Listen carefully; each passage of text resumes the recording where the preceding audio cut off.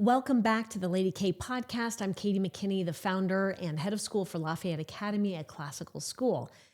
Hope you're having a great week. We are going to chat a little bit more today about why we started Lafayette Academy.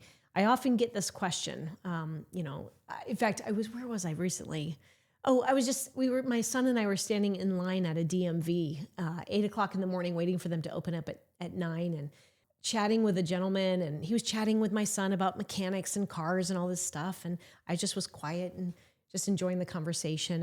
And about, 30 minutes into the conversation, he kind of turns to me, he's like, so, what do you do? And so we started talking. And after we talked for a little, 5 minutes or something, and I'm telling him about the school and everything, he goes, "Who are you?" And I think obviously it's unusual for someone to say, yeah, I'll raise my hand. I'll start a school. I'll do something crazy. But we do get this question, why? What propelled you to do this? And the honest answer really is that there was no grand strategy. There was no really big business plan. Although like a year or two after we started the school, they said, well, where's your business plan? I'm like, there's no plan. It's just a conviction. It was something that literally was placed on my heart while I was in church one day, just reaching out saying, there's gotta be something better.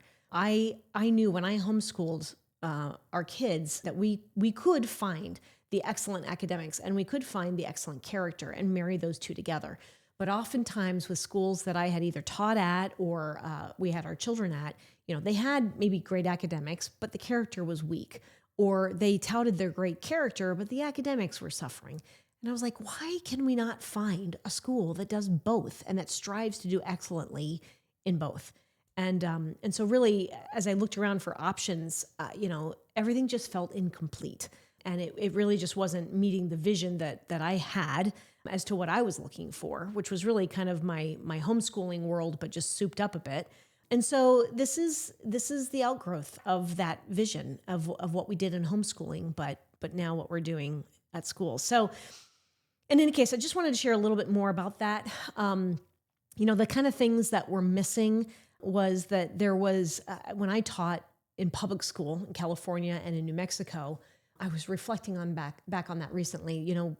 There were I was teaching in first grade, and there were 4 first grade teachers. So we get together like on a Friday and we do, team curriculum programming. And I remember we got to the point where we were talking about science because we all taught, science. And I was definitely not a science teacher, but I was going to teach it. And so, well, what do you want to teach? Well, I don't know. And so one teacher said, I'm good at rainforest and I have all these materials. Okay, great. We'll do the rainforest. And then we studied all the 4 layers, the canopy and, the understory and all of this stuff and all the animals that went with that, because there was a lot of literature books. Jan Brett had a great book about the rainforest. And so it was just sort of slapped together. And I do remember the public school. It was a good one in California, in Poway School District. And they actually had a phenomenal list of expectations, standards that they wanted us to achieve. But there was no directive as to what curriculum to use to achieve those standards. And so, teachers do what they do. They just grab whatever and they pull it together and hopefully it works. Well, what I didn't know was the rainforest was going to be studied again in their elementary years. And so the kids ended up getting this repeat. There was no scope and sequence, which we've talked about.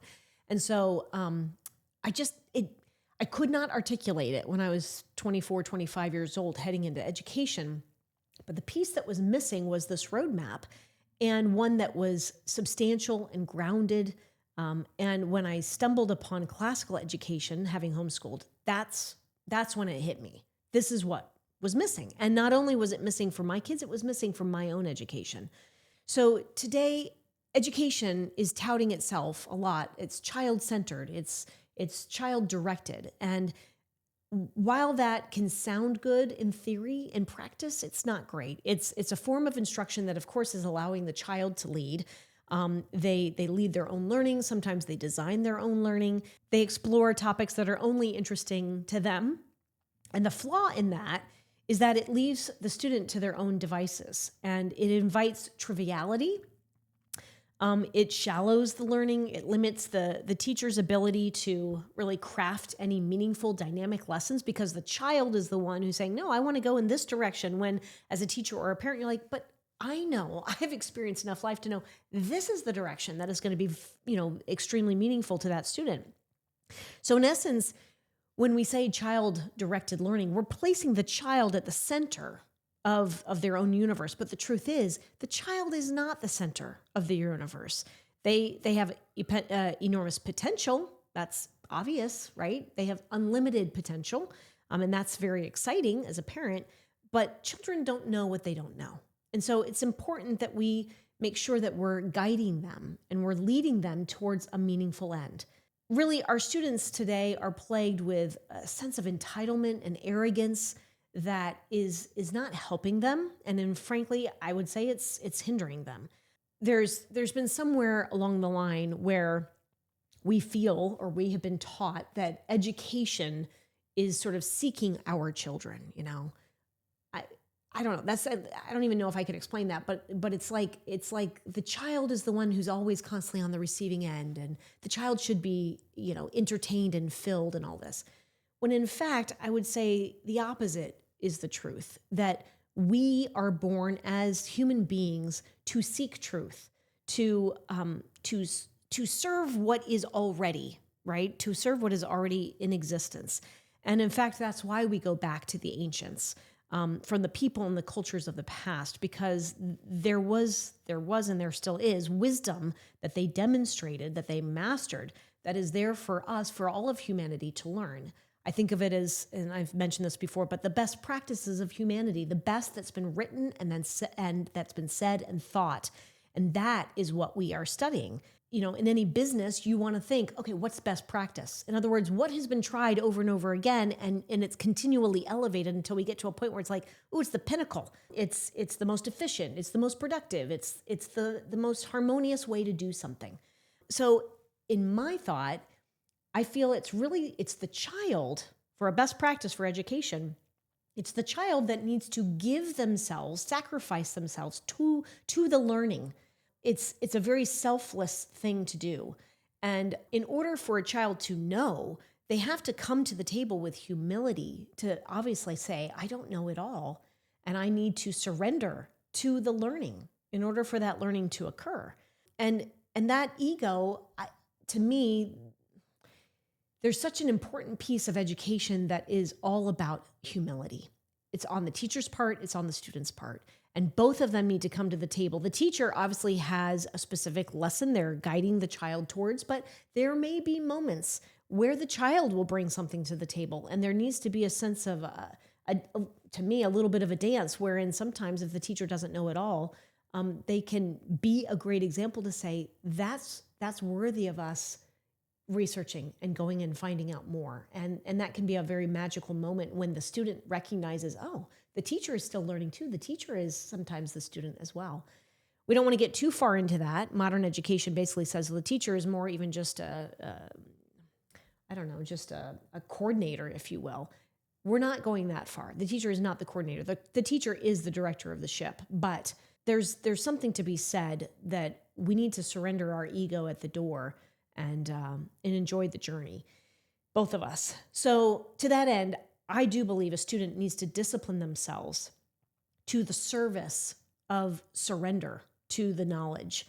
And that discipline has to come from within. They have to be self-governing themselves enough to be able to suppress fear or ego or arrogance, whatever it is, suppressing that so that they can come to the table with the humility to be able to receive the knowledge that is there for them to receive. And of course, the thing that they are studying is not within. Everything that we are studying is out there, and we need them to understand that so that they can chase that. So, the ancients, our philosophical titans that we refer to, I feel have something to share with us. And in Aristotle's Ethics, he makes the point that anytime art or creation is involved, there's a hierarchy to that. And it leads to what we know as these high things. Again, I think is sort of that best practice. And there are things, for example, if there is a bottle, is an example that I've heard been used. You take a bottle and you have a bottle because it contains water, let's say, and the bottle is used for drinking. And that's a good thing because when we drink water, we have our health. And you need your health. If you don't, obviously that's a negative because you can't do things unless you have your health. And so health is one of those things that is that hierarchy in the level of hierarchy. It's one of the highest things that if you don't have your health, everything else is compromised, right? So this came to light in a beautiful way when my daughter was reading To Kill a Mockingbird, and she came into class, and it wasn't necessarily health. In that case, it was justice that we were talking about, and justice and victory and health. These are all those high best practices of humanity that allows humanity to come forth and flourish and be its best self for the benefit of all. So she was reading this book. She was in 8th grade, To Kill a Mockingbird by Harper Lee. And she was sitting on our bed and she was reading away. And all of a sudden she blurts out, I love this book so much. It's so meaningful. And I just want to keep reading. And it's really hard to stop. And I asked her, well, why do you have to stop? She said, well, my teacher wants us to stop so we can not ruin the end for anyone, but to stop. And I said, well, why do you love it so much? And she said, because first, the quality of writing, it's so beautiful. I said, well, like in what way? She said, well, in the way that the writer has created the questions that Atticus Finch is asking in the court case. He asks really beautiful, thoughtful questions. And those questions are really getting to the truth of the matter. And she says that I find it interesting that Atticus is so calm in every circumstance. He can reason from another person's point of view, and then from his point of view, and then the argument comes from a point that's a much stronger position. And then she pauses and she says, I want to be like Atticus Finch. And then she said, it makes me think that someday, perhaps I could be as persuasive and have as deep an understanding because of how I see him reasoning through his own arguments. Anyway, this was turning into a beautiful conversation. So then, of course, I followed up and I said, so how do you think this is going to help you as you internalize this beautiful book and these beautiful virtuous characters? How is this going to help you? And she says, well, this is helping me as I'm listening to the news about the presidency. I think this was like in 2019, so we were just on the cusp of the 2020 election. She said, it's helping me think about the presidency and Congress and understanding different people and why they do the things that they do. And then she pauses and she goes, I think I'm going to name my son Atticus. So then she zips through the book really quick. She gets to page 33 and she shares with me her teacher's and now her favorite quote. And at this point, her face is beaming. And she says, quote, you never really understand a person until you consider things from his point of view, until you climb into his skin and walk around in it. And that's Atticus Finch speaking. And she goes, that's what I'm talking about. This book is changing me as a person. So going back to, why we started this school, that conversation happened after we had started this school, but it's a great illustration that this school is about, and classically educating your child is about character formation at the heart of it. It's also about academic excellence, but the academic excellence to me is really getting at the formation of this individual. And as a parent, for those of you who've had children and when you have your first child and you hold them and you're like, oh my gosh, like I'm in charge. I'm in charge of this little being, and you get to pave the pathway as to what influences are going to be in their life, what experiences they get to have. It's really a profound responsibility, right? And so having her be exposed, our daughter be exposed, now our two sons, to these beautiful books, to the highest things that humanity, again, has thought or done or said, is really the reason why I wanted to start this school. We were doing it in our homeschool, but my heart was thinking of all those students who didn't necessarily have the opportunity to homeschool. And what a great opportunity to share this avenue with them and to have them experience these most beautiful, highest things.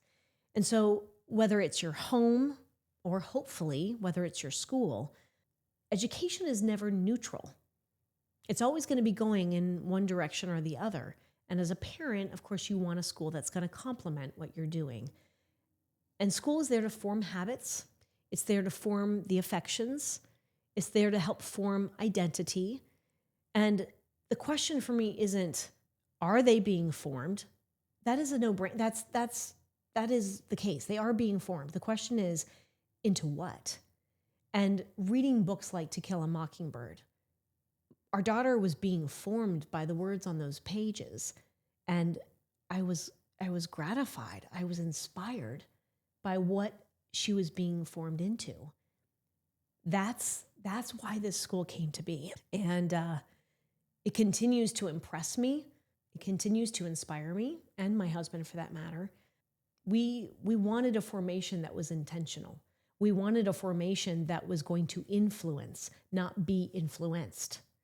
And it's an ordered way of prescribing an education. It's time tested. This is not experimental, which unfortunately I feel modern education is.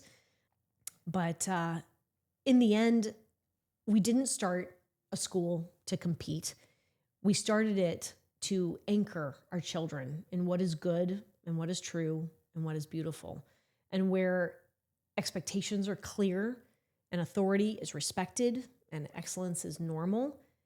And I feel that if we're doing this right, which she's already now graduated, she is a sophomore in college, and more kids are graduating, more kids are coming up. I feel if we do this right, our graduates won't be just impressive, but they will be steady. They will be hard to manipulate.